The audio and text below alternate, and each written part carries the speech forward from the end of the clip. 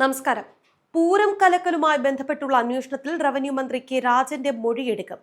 ADGP MR Ajith കുമാറിന്റെ വീഴ്ചയെക്കുറിച്ച് DGP നടത്തുന്ന അന്വേഷണത്തിന്റെ ഭാഗമായിട്ടാണ് മൊഴിയെടുപ്പ്. ക്രമസമാധാന ചുമതലയിലുണ്ടായിരുന്ന ADGP MR അജിത് കുമാറിന്റെ വീഴ്ചയെക്കുറിച്ച് സംസ്ഥാന പോലീസ് മേധാവി അന്വേഷണം നടത്തിവരികയാണ്. ഇതിനായി ഉദ്യോഗസ്ഥർ മന്ത്രിയോട് സമയം തേടിയിട്ടുണ്ട്.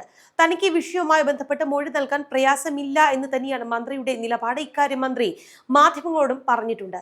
ഉദ്യോഗസ്ഥർ മൊഴിയെടുപ്പിനായി സമയം തേടിയിട്ടുണ്ട്. പക്ഷെ തനിക്ക് അല്പം സമയം വേണം. നിയമസഭാ സമ്മേളനം കഴിഞ്ഞതിന് ശേഷം മൊഴി നൽകാമെന്നാണ് മന്ത്രി അറിയിച്ചിട്ടുള്ളത്. പൂരം കലക്കലുമായി ബന്ധപ്പെട്ടുള്ള വിവാദങ്ങളിൽ ത്രിതല അന്വേഷണം പ്രഖ്യാപിച്ചിട്ട് 5 മാസം കഴിയുന്നു. ഈ ഘട്ടത്തിലാണ് മന്ത്രി കെ രാജന്റെ മൊഴിയെടുക്കാൻ ഉദ്യോഗസ്ഥർ സമയം തേടിയിട്ടുള്ളത്.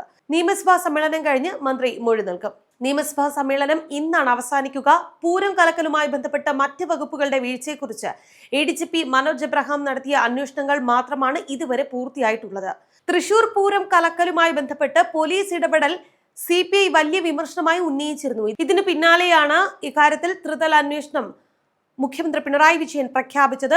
5 മാസം പിന്നിടുകയാണ്. അന്വേഷണം ഇഴയുന്നു എന്നതടക്കമുള്ള ആരോപണങ്ങൾ ഉയരുന്ന സാഹചര്യത്തിൽ തന്നെയാണ് ഇപ്പോൾ അടുത്ത ഘട്ടം എന്ന നിലയ്ക്ക് മന്ത്രിയുടെ മൊഴിയെടുക്കാൻ തീരുമാനിച്ചിട്ടുള്ളത്. മന്ത്രി കെ രാജന്റെ മൊഴിയെടുത്ത ശേഷം ADGP MR അജിത് കുമാറിന്റെ മൊഴിയും രേഖപ്പെടുത്തും.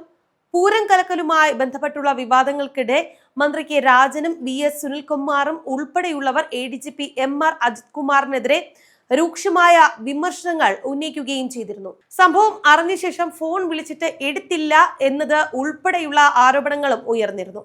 അന്വേഷണ ഏജൻസികൾക്ക് ആരുടെ മൊഴിയും രേഖപ്പെടുത്താമെന്നും ഒരു സമയം കണ്ടെത്താൻ കഴിഞ്ഞിട്ടില്ലെന്നും മന്ത്രി അന്വേഷണം ഇഴയുകയാണ് എന്ന് തനിക്ക് അഭിപ്രായമില്ല എന്നും കൂട്ടിച്ചേർത്തിരുന്നു. മറ്റു വകുപ്പുകൾക്കൊപ്പം ഗുരുതരമായ വീഴ്ച സംഭവിച്ചിട്ടില്ല എന്ന് തന്നെയാണ് മനോജ് എബ്രഹാമിന്റെ അന്വേഷണ റിപ്പോർട്ട് പറയുന്നത്. അതേസമയം ADGPയുടെ വീഴ്ചയെക്കുറിച്ച് DGP നടത്തുന്ന അന്വേഷണവും ഒപ്പം തന്നെ പ്രശ്നങ്ങൾക്ക് പിന്നിലെ ഗൂഢാലോചനയെക്കുറിച്ച് നടക്കുന്ന അന്വേഷണവും ക്രൈംബ്രാഞ്ചാണ് ഈ വിഷയത്തിൽ അന്വേഷണം നടത്തുന്നത്. ക്രൈംബ്രാഞ്ച് അന്വേഷണവും ഇഴഞ്ഞു നീങ്ങുന്നു എന്ന ആക്ഷേപവും ഇതിനിടെ ശക്തമായി ഉയർന്നിട്ടുണ്ട്.